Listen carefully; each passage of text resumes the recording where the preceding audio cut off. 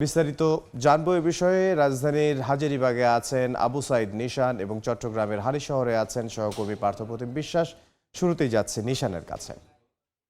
Leakage থেকে দগ্ধ হয়েছেন এবং দগ্ধদের কিন্তু জাতীয় বার্ন ইনস্টিটিউটে নেওয়া হয়েছে এবং আমরা এখানে এসে যেটা দেখতে পেরেছিলাম যে সেহরির সময় যখন আগুন লাগাইতে যায় গ্যাসের লাইনে তখনই আসলে এই বিস্ফোরণের ঘটনাটি ঘটে এবং সেই বিস্ফোরণে আমরা দেখতে পাই যে এই ভবনের দেয়াল ভেঙে পড়ে এবং এখানে যে দেয়ালের গেট ছিল পাশে সেই গেটও কিন্তু ভেঙে পড়ে এবং সেই গেট ভেঙে পড়ার জায়গা থেকে আমরা এখানে স্থানীয়দের সাথে কথা বলে যেটা জানতে পেরেছি এই 4 জন গুরুতরভাবে দগ্ধ হয়েছেন এবং এর মধ্যে পিঙ্কি আক্তার তিনি 75% দগ্ধ হয়েছেন বলে আমরা জানতে পেরেছি এবং তার স্বামী শেখ রোমান তিনি 35 বছর বয়সী, তিনিও প্রায় 70% দগ্ধ হয়েছেন বলে আমরা জানতে পেরেছি এবং তার একটি ছেলে 3 বছর বয়সী, সে কিন্তু প্রায় 25% দগ্ধ হয়েছেন এবং শ্যালক অপু তিনি আসলে 24% দগ্ধ হয়েছেন বলে আমরা জানতে পেরেছি এবং এখানে যে সেহরির সময় গ্যাসের যে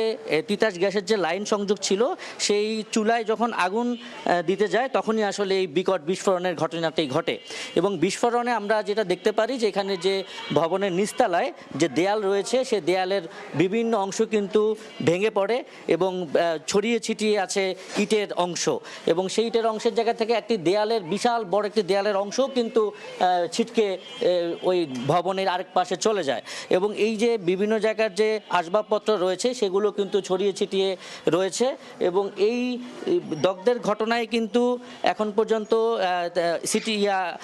পর্যন্ত কিন্তু আমরা যেটা জানতে পেরেছি যে ফায়ার সার্ভিস এবং থানা পুলিশ তারা কিন্তু এসে পরিদর্শন করে গিয়েছেন এবং আমরা যে চুলা দেখেছি এবং যে গ্যাসের যে চুলা রয়েছে সেটি কিন্তু আমরা জানতে পেরেছি যে এটি কিন্তু তিতাস গ্যাসের লাইন সংযোগ, তো তিতাস গ্যাসের লাইন সংযোগ থেকেই কিন্তু এই গ্যাসের বিস্ফোরণ ঘটে এবং আমরা এখন আমাদের পার্থপ্রতিম বিশ্বাসের সহকর্মী আছেন তার কাছে চলে যাব।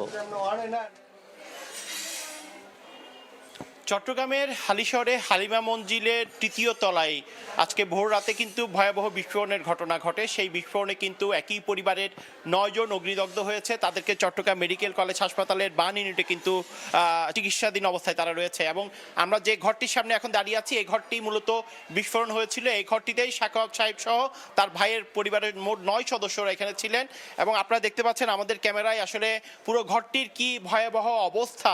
পুরো ঘরটি কিন্তু বিস্ফোরণে একদম পুরোপুরি পুড়ে গেছে সেটি কিন্তু বলা যায় এবং এই পাশের যে ঘরগুলো রয়েছে সেই ঘরগুলোরও কিন্তু একই রকম ভয়াবহ অবস্থা।